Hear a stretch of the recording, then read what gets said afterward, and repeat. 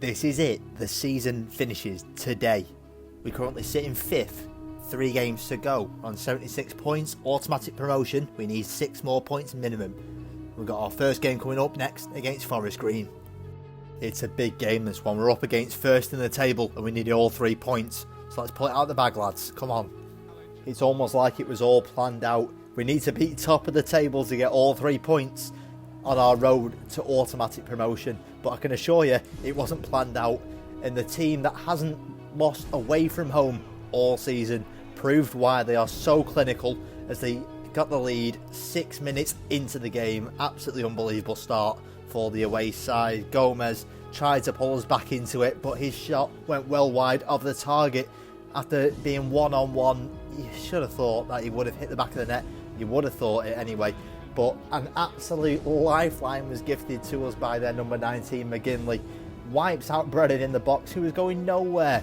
Davis steps up, and I don't know why he's our penalty taker, but he's aiming for that top right-hand corner and hits it against the post. The drama continues. 20 minutes into the game, a chance to even the game up, and Davis rattles the post. But can he amend his error? He's through one-on-one. Davis, he's ended up equalising.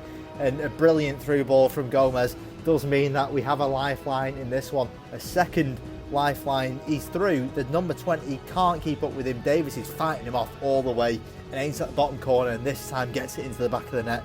It's heart-wrenching, this game. 40 minutes in now, and Gomez with a brilliant back heel sets Davis off again. But a brilliant save from the goalkeeper means that it stays at 1-1 just before the half now, and Forest Green have their last chance of the half here. Winchester turns on the edge of the box, but Fagan luckily keeps the ball out. Jumping into the second half now, and Gomez gets the ball, dribbles past his man, and he's through one-on-one. Surely we can take the lead. We can't. He's hit it straight past the post, and oh god, we need another chance here. And Dasilva, who's come off the bench, gets past his man. He hits it into the goalkeeper. It's a terrible shot, but luck was on our side in this game as the ball bounces up and Dasilva pounces on that secondary effort, much like Clarke from last episode. It's absolutely brilliant from the striker. Considering he's our third choice striker, he's come in and he's done us a massive favour there. 15 minutes to go now, and Morecambe are still on the attack. Hopefully we can get that assurance goal, but Gomez's strike is straight at Smith and he pushes it wide of the target. A defensive error, which there has been all season, means that Forest Green do have another chance with a kayak, but straight at Fagan. We were alright until the 93rd minute. They're coming at us again with Williams, the goal scorer, down this right hand side.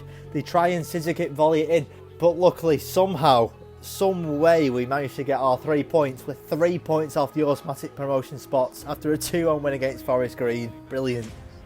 3 points to go, 2 games left, and this one is an away clash at Rodney Parade against Newport County.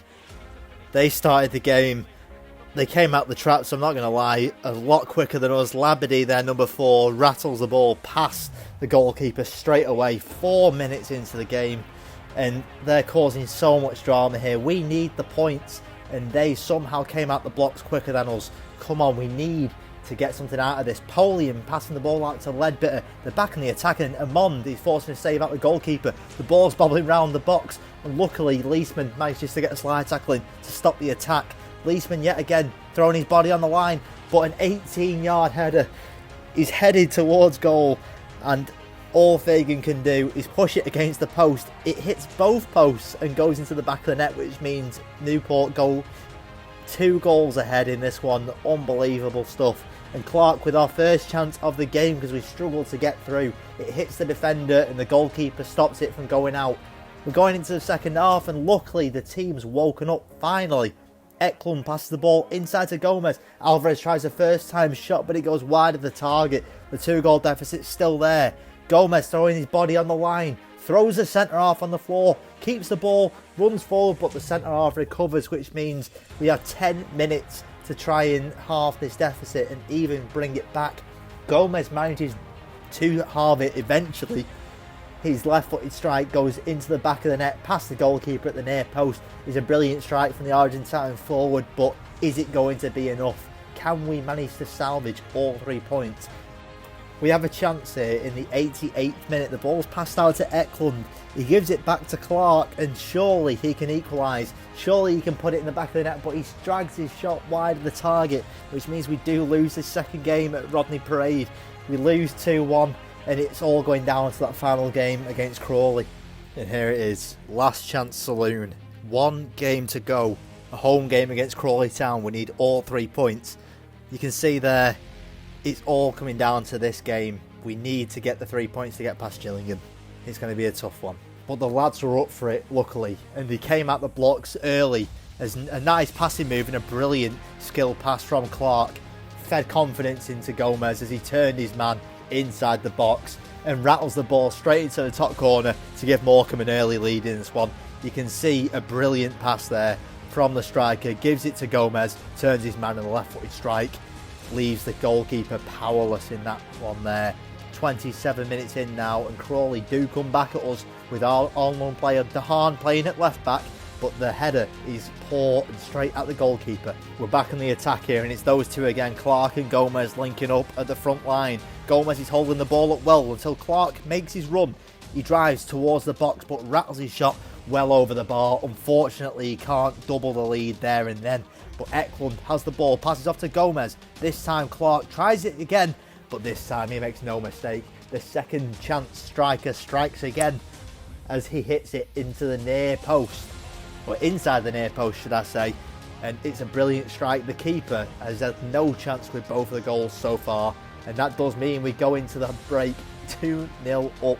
Brilliant stuff, and the lads are just going to keep on the pressure here as Gomez has the ball, decides to go again, but his shot hits the crossbar. Clarke can't quite get the rebound that time, but we're absolutely piling it on. Crawley could not deal with us. Gomez is doing random skill moves in the middle of the pitch, hits the outside of the post. We could be 4-0 up in this one, but Crawley do come back at us late on with Labala, crossing the ball into the box towards Palmer, but he does hit the post, and that means we do it.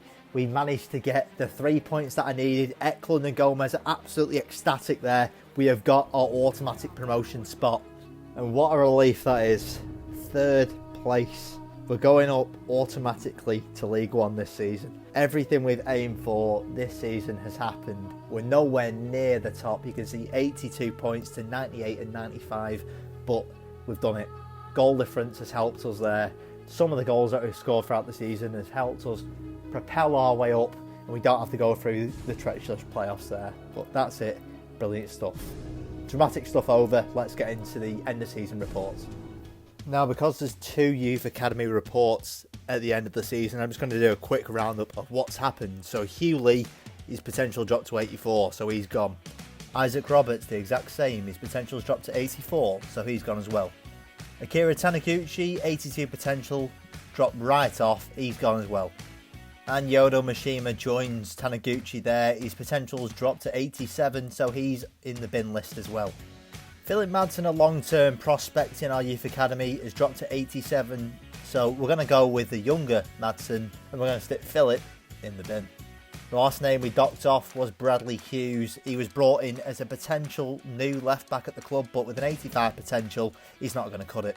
The last few changes that I do need to share with you is that 2 Brazilians, Conceição and Rossi, both didn't make it, but Yuseo Koizumi has been called up to the first team. With all those changes out the way, let's have a look at the final instalment of our youth academy for the 2020-2021 season. We're going to start the list off with Ascari Joel. He's staying in the youth academy because he's too young to be called up, but that 82 to 89 potential means he will eventually get his first team call up. The second name on the list is Jacob Madsen. He's been heavily compared to Ascari Joel throughout the season, and yet again he's too young to get called up. Lorenzo Romano is finally off the bottom of the list, and his potential 79 to 89, so like Madsen and Joel, he will be called up eventually. 2 new names on the list is Mario Svitanovic, 92 potential left winger. We're going to keep an eye on him and see how he progresses. And the final name on the list is Branislav Filipovic, a 16-year-old goalkeeper there, 79 to 94 potential. Somebody to really keep an eye on for the future. Going into the squad hub now, and we're going to go over a few potential growths that have been absolutely brilliant throughout the season. Morgan Turner starting off the list at +6, but he's only the second best goalkeeper, as Jerry Fagan's gone up 10 overall. Absolutely brilliant there. Two centre halves in Moore and Leesman, both 18 years old. Moore's gone up 7, Leesman's gone up 6. So we actually have 2 League One standard centre halves now. Onto the right backs, and Deary has gone up 6 to a 61, and Pino, who started out the season as our starting right back but was sent out on loan, has gone up 5. Into the defensive midfielders now. Both loanee midfielders have actually grown well enough that I'm actually happy with, but the standout one there is Jordan Brown, 19 overall. He's now a 66 at 18. He looked terrible before, but that growth after heavy training has been absolutely brilliant.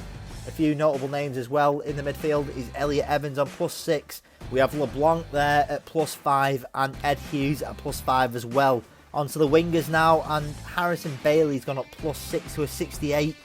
Alvarez has gone up +7 to a 67. And the strikers didn't really grow as much as I wanted. The only one noteworthy is Victor Gomez at a +5. And here are the players who are actually showing potential. So the goalkeeper there, Jerry Fagan, showing great potential. Lucas Eklund is also showing great potential there. Jordan Brown's now showing great potential as well. Aidan Bennett got potential to be special. So is our scout future star, Gabriel Chevier. Jan Eklund, the right midfielder, is also showing great potential. And so is Harrison Bailey there. And that is it for all of our high potential players so far. Onto the stats list now, and Ed Clarke tops the goal scoring chart with McAvoy up 2nd, Gomez in 3rd and Alvarez 4th, with Davis following up in 5th. The assist chart, Ed Clarke leads again with 16, Gomez with a very noteworthy 9 considering he only came in January, Eklund's in 3rd, McAvoy is in 4th and Lucas Eklund's in 5th. And just to finish off here, we're going to have a quick look at our transfer hub. It's got a few of everything that we kind of need in the squad, so let's have a look at a few noteworthy players. One of those is Simon Denke from Roma. He's a little bit pricey there, but another one that we can go for that may be in our price range is Michel Ivan. He's a 68 rated 19-year-old centre-half, so we may be going for him in the future. Max Longstaff there, the 64 rated striker from QPR. He's definitely one on my list, and I think he may be our main target next season. But anyway, that is it for Season 1. I hope you've enjoyed this. We've tried to rush through it, obviously, because it is League 2. We've got everything we wanted. We've ended up in 3rd. There's no playoffs involved. We got the automatic promotion, and we even got a dramatic ending that I didn't even aim for, but we ended up getting anyway. But if you did like this season, make sure to drop a like on this episode. Go back and watch through them if you want. But the main thing is subscribe if you like the content. And you know what, guys? We'll see you next season.